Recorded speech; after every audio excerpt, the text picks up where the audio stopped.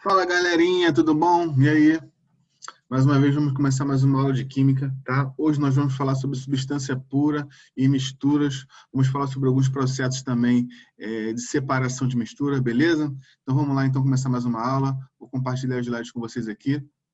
E vamos lá, gente. Vamos com foco no Enem aí, beleza? Substâncias puras e misturas, ok? Primeiro a gente vai falar aí o que seria uma substância simples, né? Mais uma vez, e uma substância composta, tá? Como a gente está vendo aí, substâncias simples, galerinha, são substâncias formadas por apenas um tipo de átomo, né? Então, isso aí só para a gente dar uma lembrada, né? Para a gente dar início ao nosso conteúdo. E substância composta é aquela substância que nós vamos ter mais de um tipo de átomo. Como vocês podem ver aqui, nesse quadrinho aqui que nós temos aqui, deixa eu botar aqui, nesse quadrinho que nós temos aqui, temos lá o carbono, temos o hidrogênio, temos o sódio, o carbono. Então, nós temos ali uma molécula, tá? Que tem mais de um tipo de átomo. Beleza, galera? Então, vamos lá então. Mistura. O que são misturas? São combinações físicas de substâncias que têm composição definida ou constante. A composição de uma mistura varia de acordo com quem prepara a mistura. Gente, substância pura, tá? É uma substância onde nós temos ali uma característica, tá bom? Que ela vai ser ela mesma, tá? Agora, a mistura, nós vamos ter aí uma adição de substâncias em outras substâncias, tá bom?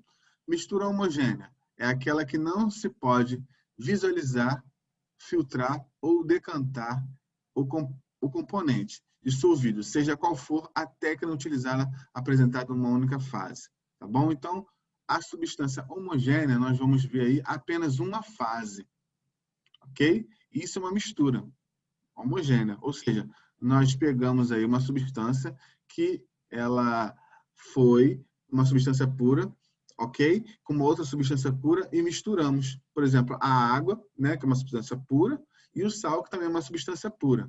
E misturamos. Isso caracteriza uma mistura, quando eu pego uma substância mais a outra, ok? Só que essa mistura só compreende uma fase, ou seja, eu só consigo ver uma fase nela. Então, nós dissemos que é uma mistura homogênea. Na mistura heterogênea, a gente tem substâncias, tá, que são misturadas umas com as outras. Só que nessa substância, galera, nós temos aí duas fases ou mais fases. A água e o óleo, por exemplo, são substâncias que nós conseguimos ver duas fases, tá? Ok? Então, nós dizemos que é uma mistura heterogênea, tá bom? Possível distinguir as regiões, tá bom, galera? Aqui, então, ó, a gente consegue ver outras regiões, uma região amarela, que seria o óleo, uma região azul, que seria a nossa água, tá bom? Agora, o que seria uma mistura eutética? Isso é bom a gente entender que é uma mistura eutética, por quê? Porque cai, algumas questões de vestibular caem para a gente diferenciar o gráfico de uma mistura eutética e de uma mistura azeotrópica. De cara, nós vemos aqui que o ponto de ebulição dela é variável, tá? Ou seja, não temos aqui um ponto de ebulição constante, igual nós temos aqui no ponto de fusão, tá bom? Existe uma diferença. Quando nós estamos falando de uma mistura pura, tanto o ponto de fusão quanto o ponto de ebulição, eles são constantes. Tá? Agora, já em uma mistura, a gente consegue ver aqui que o ponto de ebulição, tá bom? Que seria o gráfico da mistura azeotrópica, e o ponto de fusão, que seria o gráfico da mistura eutética, são variáveis. Tá? Então, a diferença de uma mistura eutética para uma mistura azeotrópica é o que? Na mistura eutética, eu tenho um ponto de fusão variável, como vocês podem ver aqui. Ó. Então, vai ocorrer uma variação, ou seja, essa temperatura vai continuar aumentando, tá ok? Nosso ponto de fusão. Na mistura azeotrópica, eu terei aqui um ponto de fusão, tá ok? Um ponto de fusão variável. Então, relembrando, mistura eutética, eu vou ter o ponto de ebulição variável. Na mistura azeotrópica, eu vou ter o ponto de fusão variável. Ok, gente? Então, essa é a diferença. Beleza? Agora vamos para os métodos de separação de mistura, beleza? Então, nós temos aí um método bem conhecido, bem comum no nosso cotidiano, que é o método de catação, tá? Que a gente usa muito aí para fazer separar feijão, para separar grãos, tá? É um método manual, mecânico simples, que são utilizados à mão, pinça, tá? Então, a gente pode aí diferenciar aí, tanto com a mão ou com uma pinça, tá bom?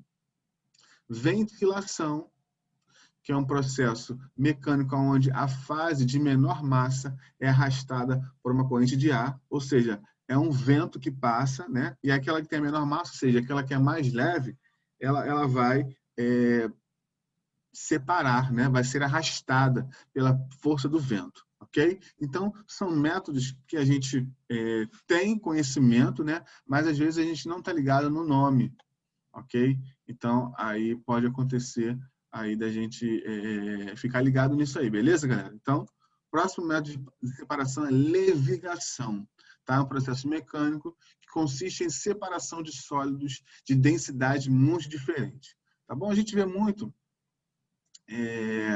esse processo aqui com o pessoal que costuma fazer a procura de ouro, né? Ficar procurando ouro, tá bom? Pessoal, os mineiros, né? Então, processo muito diferente passado por eles, um líquido que não dissolva nenhuma das fases. Então, o líquido ele vai fazer parte com que esse processo de levigação seja feito, tá bom? Pelo processo de densidade, ou seja, aquele líquido, aquele material mais pesado, ele vai ficar, né? E o líquido vai conseguir arrastar aqueles outros materiais, tá? Flotação, que é um processo mecânico, ok, de separação de sólidos de densidade muito diferente, ok? Pela adição de um líquido que tenha densidade intermediária a uma que dissolva nenhum dos sólidos. Então, eu vou colocar aqui, gente, um líquido, tá bom? Que vai ter uma densidade intermediária, ou seja, esse meio aqui. Se eu quero separar esse líquido vermelho, esse líquido meio laranjado desse vermelho, eu vou fazer o quê? Para o processo de flotação, vou colocar um líquido que vai ter uma densidade intermediária, ou seja, que vai estar entre uma e a outra, para que a gente consiga separar aí, tá bom? Esse é um processo bem utilizado também aí nas indústrias aí também, tá bom? Dissolução fracionada, tá ok? É um processo físico de separação de mistura. Os sólidos têm solubilidade diferente em determinados líquidos, que será acrescentado à mistura de sólidos. Um dos sólidos é dissolvido no líquido e o outro não, tá? Forma, então, um sistema bifásico, logo após fazer-se a separação das fases, obtendo um dos sólidos. O sólido seguinte será obtido por meio de evaporação do solvente. Então, nós temos aqui a água, correto? A água e areia, mais sal, tá? Nós depois adicionamos água, aí fica água mais solução de água e sal, beleza? Depois filtramos ele, tá? E deixamos aí depois para o processo de evaporação para que aconteça a evaporação da água. Gente, esse processo é muito utilizado quando a gente, por exemplo, mistura areia e sal, né? Às vezes você está no acampamento de algum lugar assim na praia e mistura lá areia e sal, tá? A areia, ela não vai dissolver com a água, tá ok? Então, quem vai dissolver com a água vai ser o sal. Então, a gente pega isso, coloca, adiciona água nele, tá ok? Nesse filtro vai ficar areia e vai descer a água diluída com o sal. Depois a gente coloca o sal e a água de um determinado local para que a água possa evaporar. Aí eu consigo separar as três substâncias, tá? É um processo de dissolução fracionado, ou seja, por fração. Nós vamos fracionando aquelas substâncias, tá? Separação magnética, essa aí é a mais simples, né? A mais fácil aí de todas, né? Ou seja, o que acontece com essa separação magnética? Nós pegamos um ímã, tá? Provavelmente esse produto que a gente quer, ele é um produto que é atraído pelo ímã, tá? Um processo de utilização quando há sólidos que sejam atraídos por ímã. Então, esse produto será atraído pelo ímã e nós colocamos o ímã ali para separar aquele sólido que seria atraído. Ok? Fusão fracionada é um processo também de fusão fracionada, onde eu pego geralmente eu pego um metal, tá? Que está fundido, ou seja, uma substância ali, uma liga metálica, e faço uma fusão dele. Dependendo do ponto de fusão dele, eu vou fracionando e retirando ali aquele metal de acordo com a temperatura de fusão dele. Ok? Centrifugação, esse é o processo bem famoso, a gente utiliza isso em casa aí, na nossa máquina de lavar, na lavadora, tá? Um processo mecânico, separação de misturas, onde usamos um equipamento que promove a rotação das misturas, tá? Então, aquela rotação ali, né, de acordo com esse equipamento, vai fazer com que haja a separação. É dessa forma que a nossa roupa é separada, é seca, na verdade, né? Porque a gente tem a nossa roupa ali, aquele sólido, né? Aquela água, o líquido. Quanto mais forte e mais tempo aquela lavadora ela fica batendo ali, mais rápido acontece o quê? O líquido vai passando, né? Ou seja, vai separando daquela roupa. Ou seja, é um processo de centrifugação. Tá?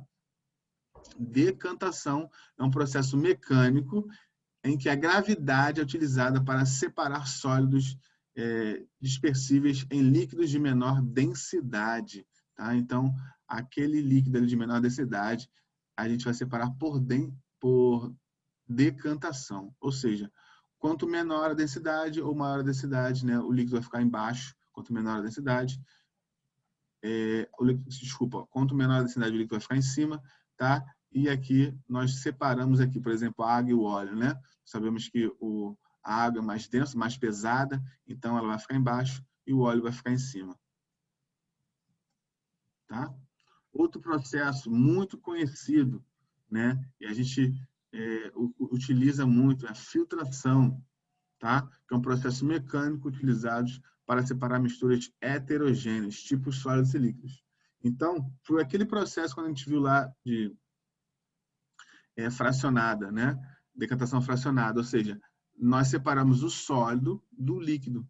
Pelo que processo? Pela filtração. Tá? Esse processo de filtração, a gente tem em casa isso, nosso filtro, né? Por isso que a gente fala, filtro. Por quê? É um processo de filtração. A gente separa aqueles sólidos que vieram aí da companhia de água de vocês aí, aqui onde eu moro se chama SEDAI, ok? Então, a gente separa o sólido, aqueles dejetos que podem vir na água, do líquido, ok? Processo de filtração. Destilação simples, tá? Um processo físico utilizado para separar um líquido não volátil de um sólido em misturas homogêneas, tá? Esse processo é fundamental na vaporização de líquido, mas de modo que esse não seja perdido. Então, nós temos aqui um processo de decantação, ou seja, através daquele líquido mais volátil. O mais volátil ele vai evaporar. Evaporando, ele vai chegar aqui e vai entrar nessa turbina que vai ser resfriada, tá? E vai cair aqui pelo processo de condensação, tá? Do vapor para o líquido, né? Transformando de vapor para o líquido. Então, vai ser o mais volátil, vai ser aquele que vai subir e depois vai passar por esse tubo aqui, né? É um processo de destilação simples, tá?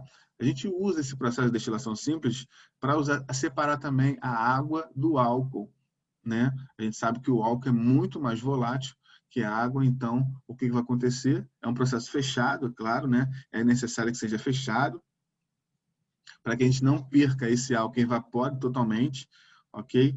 Então, ele é um processo de destilação simples. Entendendo, galera? Tranquilo, tá indo bem fácil, não tem nenhum mistério, ok? A gente está indo para o processo de separação, esse conteúdo é bem facilzinho, tá? É mais assim, decoreba mesmo, a gente pegar aqueles assuntos que são mais corriqueiros, aqueles processos que são mais, que caem mais no Enem, destilação simples, filtração, certo? Decantação, a gente vai falar sobre todos eles hoje, tá ok? Catação, flotação, ok? Vamos lá então, galera. Destilação fracionada, esse cai bastante. Por quê? Porque fala sempre de petróleo, gente, né? Da gente fracionar aí, destilar, fracionando, né? A gente pegar aí o petróleo e transformar ele em fases, Estão vendo aqui, ó, fases de resíduo, parafina, óleo lubrificante, óleo combustível, querosene, gasolina e gás, ou seja, o processo mais refinado ali, né? O sexto é o gás, tá? Aqui o petróleo entra aqui nessa fornalha aqui e ao modo que ele vai esquentando, ele vai fracionando, nós vamos fracionando cada processo aqui, ok? E aqui a sulfonação, que é um processo de transporte de um líquido de um nível mais alto a outro mais baixo, tá? O sifão funciona sugando o líquido para o seu interior, ou seja, esse sifão aqui, né, ou seja, esse cano, ele vai pegar aqui esse líquido que está aqui em cima, tá ok? Ou pode pegar o líquido que está embaixo, depende muito de quem for fazer isso, tá? Vai pegar esse líquido e vai passar por esse tubo, separando aqui os dois líquidos que devem ser separados, tanto o óleo ou a água, ok? Então vamos lá, galera. Primeira questãozinha aí que a gente vai fazer aí, Enem 2018, tá? A identificação de riscos de produtos perigosos para transporte rodoviário é obrigatória. A utilização por meio de sinalização composta por um painel de segurança de cor alaranjada, de um rótulo de risco. As informações inseridas no painel de segurança e no rótulo de risco, conforme a determinada legislação, permite que se identifique o produto transportado e os perigos a eles associados. A sinalização mostrada identifica uma substância que está sendo transportada de um caminhão. Então vamos lá. 3 algarismos da parte superior do painel indicam o número de risco, beleza? Então esses 3 aqui vão indicar o número de risco, tá? O número 268 indica trata-se de um gás, tá? Então o número 2 quer dizer que trata-se de um gás. O número 6 quer dizer que ele é corrosivo, que ele é tóxico, tá ok? E o número 8 quer dizer que ele é corrosivo. Os 4 dígitos da parte inferior correspondem ao número ONU, tá? Que identificam o produto transportado. Então, qual é esse produto, ou seja, esse gás tóxico que nós estamos falando aí, transportado, né? Aí tem aí o símbolozinho da caveirinha aí. Essas 2 placas sempre estão juntas aí no final do caminhão, no lado e na frente também, tá bom? Considerando a identificação apresentada no caminhão, o código 105 corresponde à substância. Então, temos aí o eteno, o nitrogênio, a amônia, o propano e o dióxido de carbono. Qual desses gases é o nosso composto? Né? O eteno, ele é um gás, né? Nitrogênio, amônia, propano, dióxido de carbono, todos eles são gases, né? Agora, o eteno, ele é tóxico. O nitrogênio, ele é tóxico. A gente já consegue eliminar aqui o nitrogênio, né? Porque ele não é tóxico para a gente, tá ok? O propano, ele é tóxico para a gente. A amônia, então você tem que fazer aí, gente, identificar aí qual desses gases aqui vai corresponder a essas 3 características aqui, tá bom? De cara, nós já vemos que é a amônia, né? Por que amônia? Porque a amônia é um gás, tá? Ele é um gás tóxico, a gente sabe disso, que é um gás tóxico, e também sabemos que é um gás corrosivo. Apesar de todos eles terem características de serem gases, mas um deles vai ser não corrosivo ou outro não tóxico, né? Por exemplo, dióxido de carbono, ele é um gás tóxico, mas não é corrosivo. Tá ok? Então, de cara, a gente já sabe que a resposta é letra C, amônia. Questão Enem 2017. Olha aí. As centrifugas são equipamentos, lembra que eu falei lá? Utilizados em laboratórios, clínicas e indústrias. Beleza? Seu funcionamento faz uso de aceleração centrífuga, obtida pela rotação de um recipiente em que serve para a separação de sólidos em superfícies em líquidos ou líquidos misturados entre si. Então vamos lá. Esse aparelho de separação das substâncias ocorre em função de quê? Das diferentes densidades, dos diferentes raios de rotação, das diferentes velocidades angulares, das diferentes quantidades de cada substância, da diferente coesão de moléculas de cada uma das substâncias. Gente, aqui a única opção que poderia ser aqui é a letra A, tá ok? Das diferentes densidades, tá? Dos diferentes raios de rotação não tem nada a ver, das diferentes velocidades angulares também não tem nada a ver isso, das diferentes quantidades de cada substância também isso não tem nada a ver mesmo, não tem nada a ver a quantidade, ok? Concentração, das diferentes coesão molecular de cada substância, não. A rotação é uma coisa muito forte.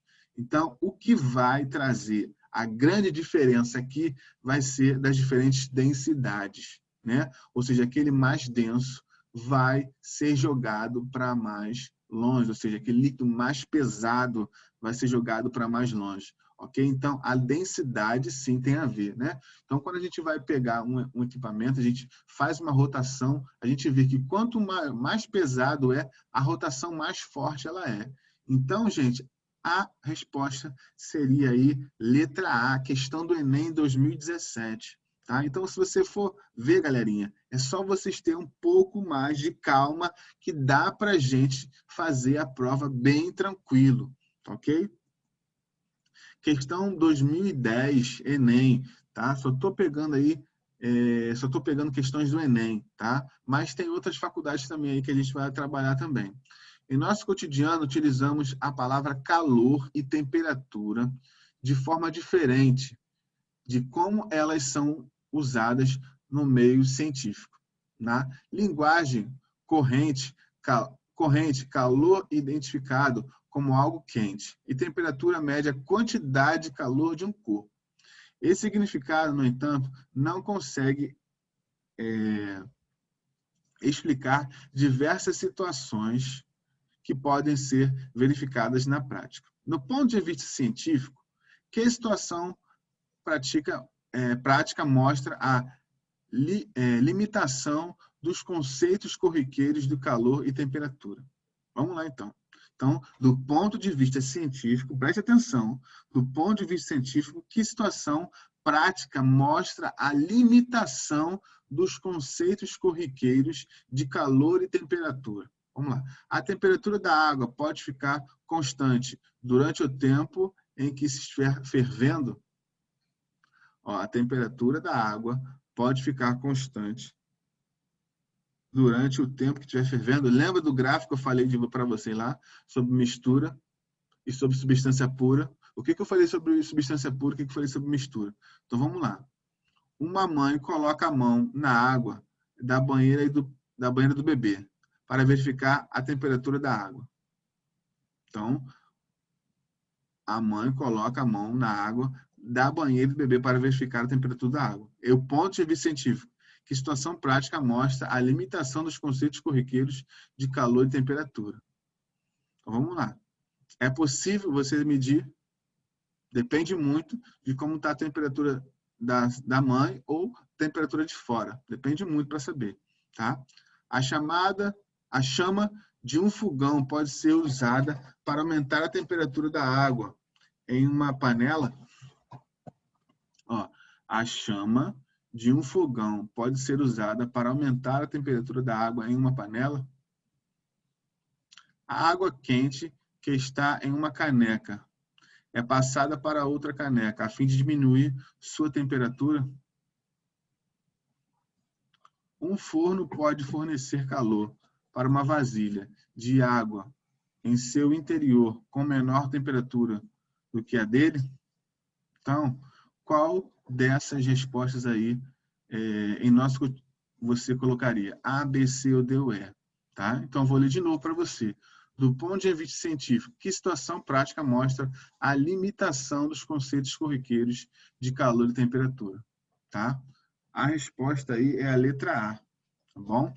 A temperatura da água pode ficar constante durante o tempo em que estiver fervendo.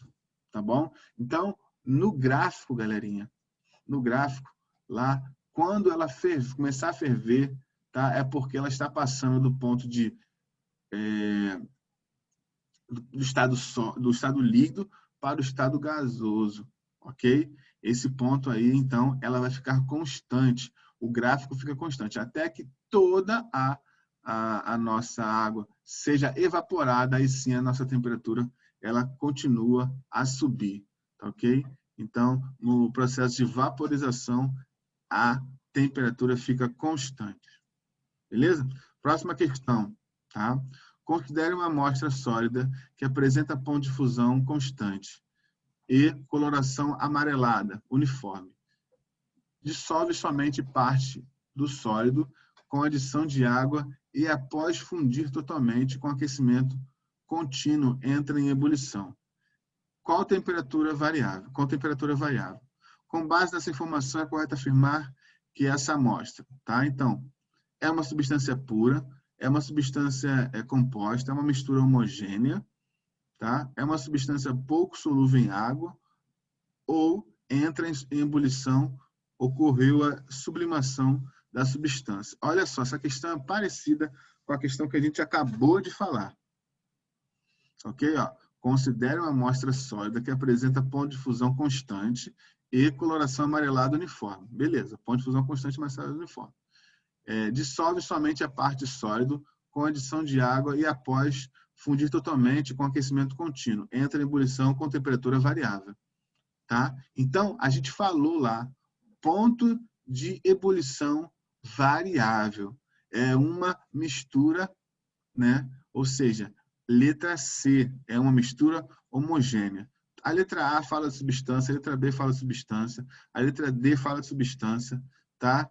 E a letra E, ao entrar em ebulição, ocorreu uma sublimação da substância. Não ocorreu sublimação nenhuma, tá? Ocorreu vaporização, ok? Então, letra C, uma mistura. Eu vou voltar aqui para você ver aqui, para você tentar aí, lembrar o que tipo de mistura é essa que eu falei com você, tá? Olha aí, mistura eutética, onde nós temos aqui uma variação do ponto de ebulição, ok?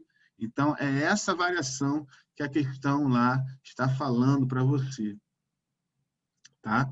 Aqui, ó, houve uma variação, ou seja, a temperatura variável, ela não permaneceu constante, tá? Então, nós estamos falando de mistura. Então, lembrando para você, quando a gente estiver falando de substância pura, o nosso ponto de fusão, nosso ponto de ebulição, ele vai ser constante.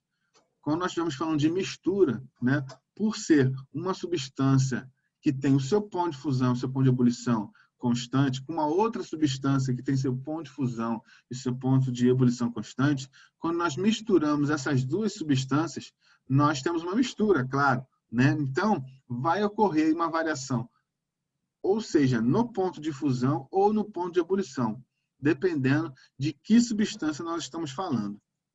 Ok? Então, resposta aí dessa quarta questão que nós estamos falando aí, letra C. Vamos para a próxima. Os átomos dos elementos químicos combinam uns com os outros, de diversas formas, constituindo as moléculas das substâncias. Estas podem ser simples ou compostas. Diante do exposto, trata-se de uma substância simples. Então, nós temos aí o ácido sulfúrico, né?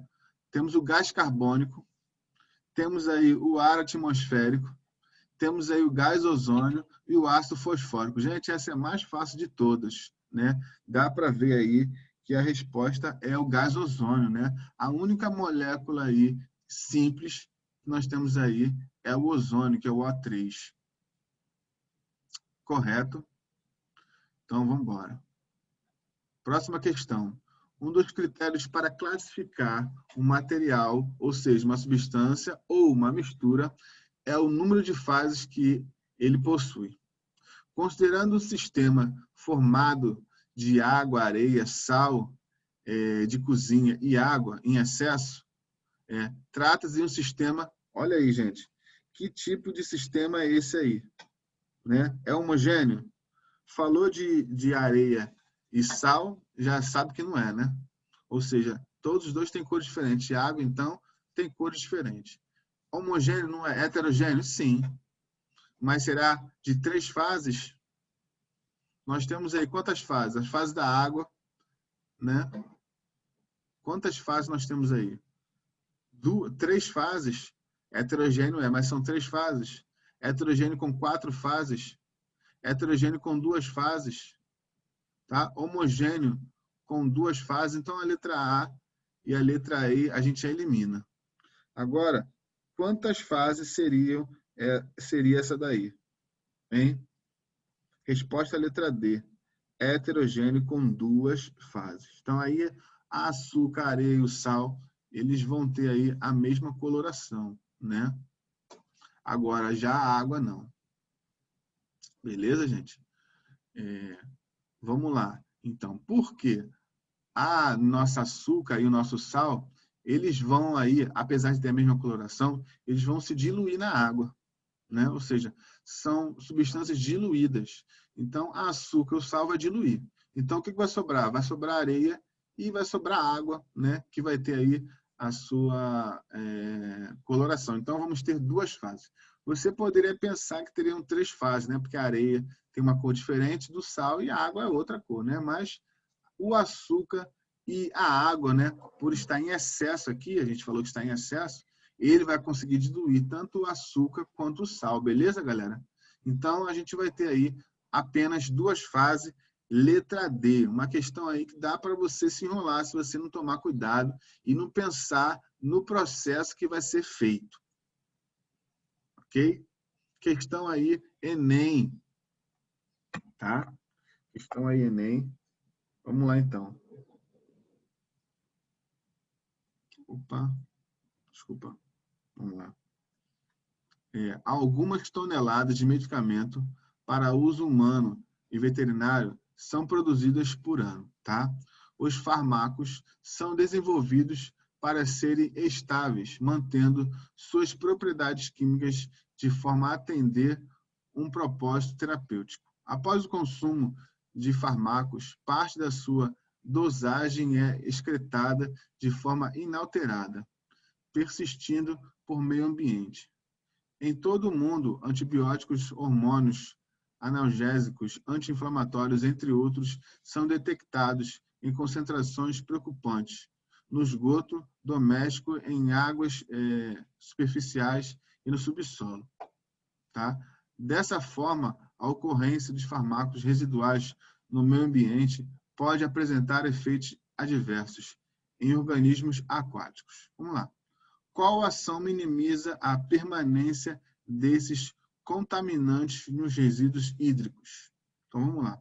Utilização de esterco como fertilizante na agricultura, ampliação das redes de coleta de esgoto na zona urbana, descarte dos medicamentos fora do prazo da validade em lixões, desenvolvimento de novos processos em estações de tratamento de efluentes, reuso dos lodos provenientes das estações de tratamento de esgoto na agricultura.